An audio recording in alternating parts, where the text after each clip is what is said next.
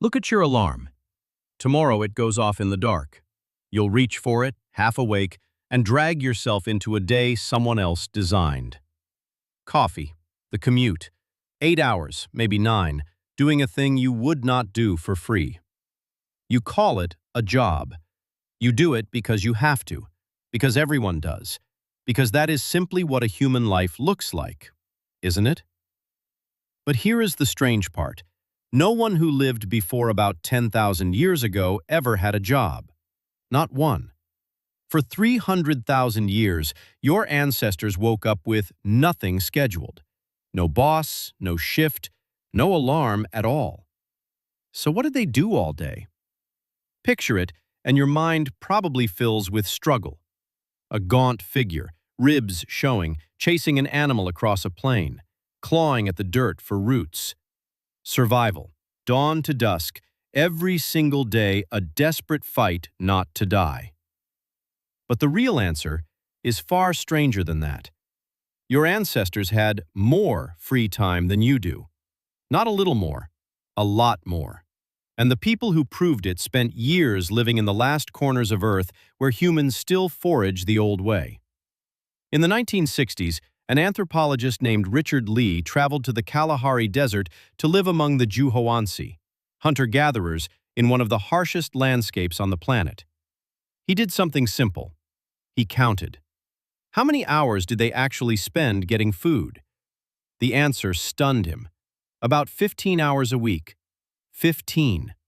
2 hours a day, give or take, and the rest of the week was theirs. Then he looked at who worked at all. The young were not expected to. The old were not expected to. Many adults on any given day simply stayed in camp. When Lee asked one man why his people had never taken up farming like their neighbors, the man laughed and said, "Why should we plant when there are so many mongongo nuts in the world?" Half a planet away, the same story. The Hadza of the grasslands of Tanzania. An anthropologist named Frank Marlowe measured their days for years, and the number came back almost identical. Around 14 hours a week of what you would call work. The rest was something else entirely. An anthropologist named Marshall Salins gathered these findings and gave them a name that broke every assumption we had. He called hunter-gatherers the original affluent society. Affluent, not despite having so little, but because of it. Because affluence, he argued, is not endless stuff. It is the gap between what you want and what you have. And when your wants are few and the land already provides them, that gap closes. You are, by the only measure that truly counts, rich. Rich in the one thing you can never earn back: time. So sit inside one of those days with me. The sun is up, you are not. There is no reason to hurry, so you don't. Eventually, a small group drifts out to gather, talking the whole way because the walk is half the point. You dig, you pick, you pull fruit down from the branches. In a few hours, you have enough. Not extra, not a surplus to store and count and guard, just enough. And then you turn around and walk home, and the day is still young. So what fills the rest of it? Everything we now have to schedule. You rest. You lie in the shade through the worst of the heat. You mend a tool, straighten an arrow, work a hide, slowly, with no one timing you. You visit. You hold a baby that isn't yours. You nap in the afternoon and feel no guilt at all, because guilt about rest has not been invented yet. And the children? The children run loose in a pack. No lessons, no schedule. The psychologist Peter Gray, who has studied these childhoods closely, describes kids left free to play from dawn to dusk, and by playing, learning to hunt, to gather, to make and mend everything the adults can do. Play was not a break from growing up. Play was growing up.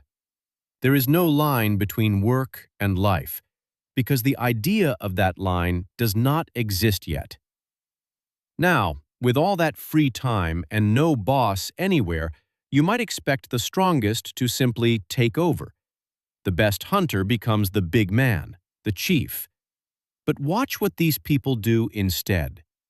It is one of the most remarkable things anthropology ever recorded. When a hunter drags home a big kill, he does not get praise, he gets mocked. Richard Lee learned this the hard way when he bought a huge ox to thank the hoansi one Christmas, and they spent days teasing him that it was a scrawny bag of bones. It was deliberate. When a young man brings in meat, the elders shake their heads and call it thin, worthless, barely worth the walk. They call it insulting the meat. And its purpose is precise. A man who is praised becomes proud. A proud man tries to rule. So they cut arrogance down before it can ever take root, one joke at a time. No kings, no bosses, no one above anyone, on purpose. And then the sun goes down, and something remarkable happens to the human day. An anthropologist named Polly Weissner did what almost no one had thought to do. She recorded the conversations of the hoansi, by day and by night, and then she sorted them. What do humans actually talk about once the work is done? By daylight, she found the talk was practical and often sharp. Who took too much? Who wasn't pulling their weight? Complaints, plans, the ordinary friction of people sharing a life. Useful, but small. Then the fire was lit, and the talk transformed. At night, around the flames, more than 80% of the conversation became something else entirely. Stories, the journeys of people far away, the dead, remembered and brought back to life in words. Myths of how the world was made, songs that everyone knew. Imagination pouring out into the dark. Weissner realized she was watching something profound. The firelight had stretched the human day, and into those extra hours poured the very thing that makes us human. Not the hunting, not the digging, the stories. Culture itself may have been born right there, in the gap between sunset and sleep. The world's first free time. Some nights that gap filled with something even deeper. The whole camp would gather, and the women would clap and sing, and the men would dance around the fire for hours, dancing themselves into a trance to heal the sick and mend whatever had gone wrong between people. Their medicine, their religion, and their party were the same event, and it cost nothing but a night. All that talk, all that song, it was doing quiet work too. The scientist Robin Dunbar spent decades on one question. Why do humans have such enormous, tangled social lives?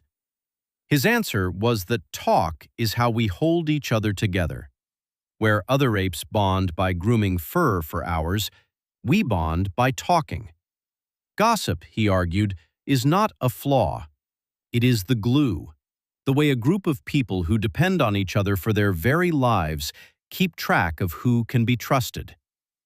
So all that time your ancestors spent just talking? That was not idleness. It was the most important work there was, and it never felt like work at all. Now here is the twist that should unsettle you. They could have had more. They could have gathered extra, stored it, worked longer, owned more, built a pile. And they chose not to. The anthropologist James Suzman, who lived among the hoansi for years, described theirs as an immediate return economy. You take what the day gives. You trust that tomorrow it will give again. So you do not hoard, you do not save, you do not climb, because there is no ladder and nothing at the top of it. Enough was not a sad compromise. Enough was the entire philosophy, and it held for 300,000 years. So what changed? Why are you reaching for an alarm tomorrow when they never did? About 10,000 years ago, humans began to farm, and on the surface, it looks like the greatest leap we ever made. But the scientist Jared Diamond called it the worst mistake in the history of the human race. And once you see why, you cannot unsee it. Because a field is nothing like a forest. A forest gives freely. A field must be cleared, planted, weeded, watched, defended, and harvested. On the land's schedule, never yours. Miss the season, and you starve. For the first time, humans were chained to work that could not wait. And grain did something wild food never could. It could be counted, stored, owned, taken. A pile of grain is wealth you can measure. So suddenly there was a reason to have more than your neighbor, and a way to keep it. With surplus came those who owned it, and those who labored for it. The proud man they used to mock now had granaries no joke could touch. The season became the schedule became the clock became the boss. The job was born. And your body never got the memo. You are still running ancient software. 300,000 years shaped for enough, for shade in the afternoon, for play, for the long, slow talk around the fire. 10,000 years of toil cannot rewrite that. So when Friday feels impossibly far away, when an afternoon of rest fills you with a guilt you can't explain, when you lie awake at night and your mind drifts not to your tasks, but to stories, to people far away, to the world beyond your walls, that is not a flaw in you. That is the oldest, truest part of you, remembering a different kind of day. Your ancestors were not lazy, and they were not desperate. They had simply solved a problem we have somehow unsolved. They knew what enough was. They took it, and then they gave the rest of the day back to each other.